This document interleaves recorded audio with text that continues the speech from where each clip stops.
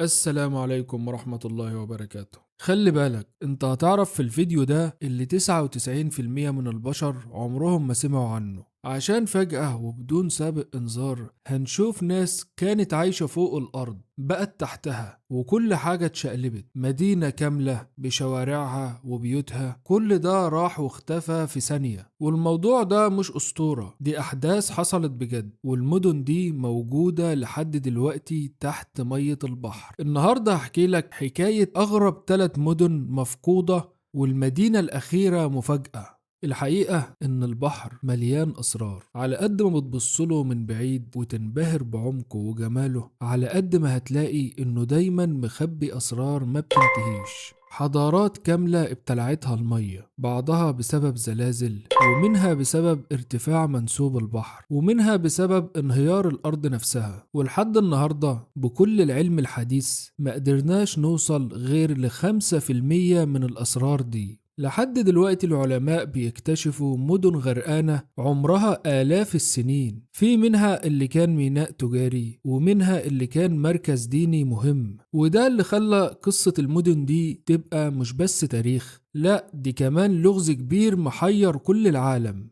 يعني خلينا نتكلم أول حاجة عن واحدة من أعظم المدن اللي بلعتها المية، ثونيث أو هيركليون. ودي مش مدينة بعيدة عنك، دي ممكن تكون بتتمشى جنبها انت واصحابك كل يوم، وهي تحت بحر مدينة الإسكندرية. هيكليون دي مدينة مصرية بلعها البحر واتنست كأنها ما جتش، وكانت تعتبر بوابة مصر للعالم الإغريقي. ميناء ضخم الناس بتروح وتيجي عليه من كل مكان، من كل الفئات، من العمال لحد الملوك. في سنة 2000 العالم الفرنسي فرانك غوديو وفريقه اكتشفوا المدينة بعد بحث طويل باستخدام أجهزة كشف متطورة تحت المية، والنتيجة إنهم لقوا معابد ضخمة وأعمدة حجرية وتماثيل كبيرة ومراكب غارقة بين الرملة في قاع البحر. وحسب دراسات المعهد الأوروبي للآثار تحت الماء، المدينة تأسست تقريبا في القرن الثامن قبل الميلاد، لكن مع الزمن المدينة دي واجهت كوارث طبيعية عبارة عن زلازل وأمواج كبيرة، وده خلى أرض دلتا النيل نفسها مش ثابتة. التربة بقت طرية جدا وتحولت في بعض الأماكن إلى حاجة شبه السائل، وده اللي نقدر نقول إنه سبب في إن أجزاء كبيرة من المدينة تغرق وتدفن. المدينة دي كانت موجودة في قلب دلتا النيل قبل ما اسكندرية حتى تبان على الخريطة. المصريين كانوا بيسموها ثونيث، واليونانيين كانوا بيقولوا عليها هيراكليون. كانت ميناء كبيرة جدا ومحطة تجارية للدخول لمصر من البحر المتوسط. ومكانتها مش بس لأنها تجارية، دي كمان كانت معلم ديني مهم، لأن كان فيها معبد ضخم للإله آمون، والبطالمة والملوك بيجوا هناك ياخدوا بركة الآلهة ويجددوا سلطتهم. كمان كان في آثار لعبادة أوزوريس، والميناء كان مليان نشاط بحري. علماء الآثار لقوا أكتر من 700 مرساة أشكال متنوعة، وده دليل قوي على إن المدينة كانت محورية جدا في حركة السفن والتجارة. كمان تم اكتشاف حوالي 125 حطام سفينة من فترات مختلفة، من القرن السادس قبل الميلاد لحد القرن الثاني قبل الميلاد، في نفس موقع المدينة تحت الماء. من ضمن الحطام دي واحدة من السفن المهمة جدا، كانت عبارة عن مركب طقوسي طوله تقريبا 10 متر، مصنوع من خشب شجر التين، وتم بناؤه بطريقة متقنة جدا، يدل على إن المركب دي كان ليها دور ديني أو طقوسي. ومن بين الكنوز اللي اكتشفوها تحت المية تمثالين جبارين حوالي 5 متر طول كل تمثال، من الجرانيت الوردي لملك وملكة، دلوقتي موجودين في المتحف المصري الكبير. كمان لقيوا مجوهرات ذهبية وبرونزية وأدوات خاصة بالطقوس وأواني من الألبستر، وحتى حاويات عطور قديمة. واكتشفوا مبنى جوه معبد مخصص لعبادة أفروديت، ودي إله يونانية مع أدوات فخمة من اليونان. وده يوضح إن المدينة كان فيها تداخل ثقافي كبير بين المصريين واليونانيين. عارف امتى حصلت الكارثة اللي خلت كل ده يختفي؟ الكارثة بدأت من تتابع زلازل قوية، بعدها أمواج ضخمة وبعدها التربة تحت المدينة فقدت تماسكها، والمباني بدأت تنهار، والمعابد تقع، والمياه غرقت المدينة بالكامل. تم العثور على كتل ضخمة من الحجارة المنهارة من معبد آمون داخل القناة الجنوبية للمدينة، والحجارة دي غطت غالبا آثار الحياة هناك، لكنها في نفس الوقت حمت بعض الآثار من التلف لأنها سددتها على الأرض المغمورة. بعد ما اختفت وسط الماء قرون طويلة، قرر فريق المعهد الأوروبي للآثار تحت الماء بقيادة فرانكو غوديو بعمل بحث كبير في خليج أبو قير. المساحة اللي فحصوها كانت حوالي 110 كيلو متر مربع، ودي كانت البداية.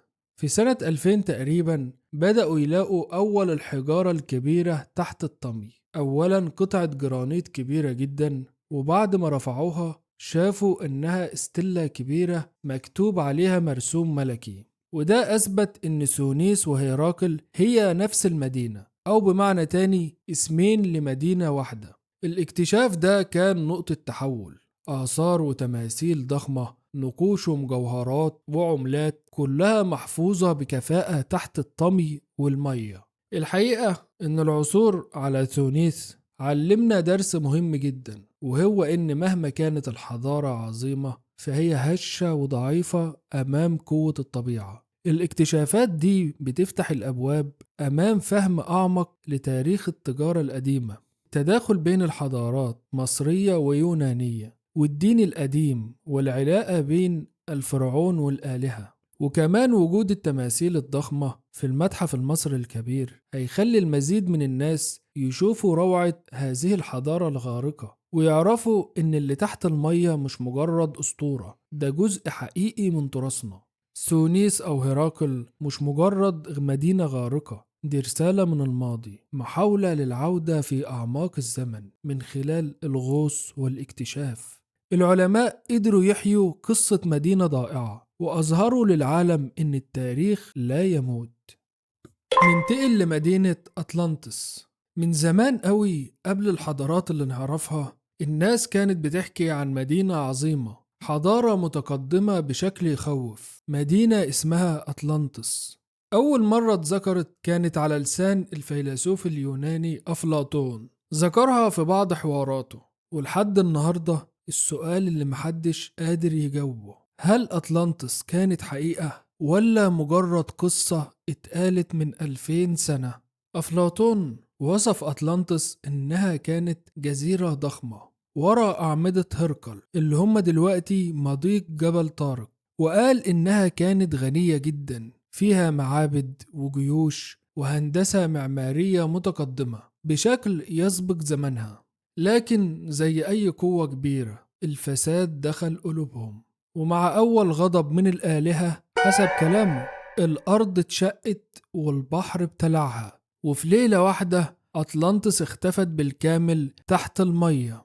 طب هل فعلا أطلانتس دي مدينة حقيقية؟ علماء كتير بيقولوا إن أطلانتس ما هي إلا قصة رمزية أفلاطون اخترعها عشان يشرح فكرة الدولة الفاضلة اللي كان هو نفسه مؤمن بيها. يعني كل الحكاية درس فلسفي بحت مش تاريخي. لكن كان في بعض الباحثين اللي حاولوا يلاقوا جذور حقيقية للقصة. الباحثين قالوا إن العصر الجليدي خلى البحر أوطى بكتير، وبالتالي كان فيه جزر ومدن موجودة، ولما الجليد داب مستوى البحر عالي فجأة ومدن كاملة غرقت. طيب هل تفتكر إن واحدة من المدن دي كانت أطلانتس؟ الحقيقة لسه مفيش إجابة نهائية، بس النظرية دي موجودة وبيدعموها علماء جيولوجيا كتير. البحث عن السر موقفش هنا، عشان كمان في نظرية قوية بتربط أطلانتس بحضارة مينوس اللي كانت في كريت، وسانتوريني اللي هي سيرا. سانتوريني حصل فيها ثوران بركاني ضخم من أقوى الانفجارات في تاريخ البشرية. الثوران ده مسح مدن كاملة ودفن اللي باقي تحت المية والرماد، وفي تفاصيل كتير من اللي وصفها أفلاطون تشبه سانتوريني، دوائر مائية، موانئ، هندسة متقدمة. فهل أفلاطون سمع عن الكارثة دي ونسج منها قصة أطلانتس؟ ده وارد طبعا واحتمال قوي جدا.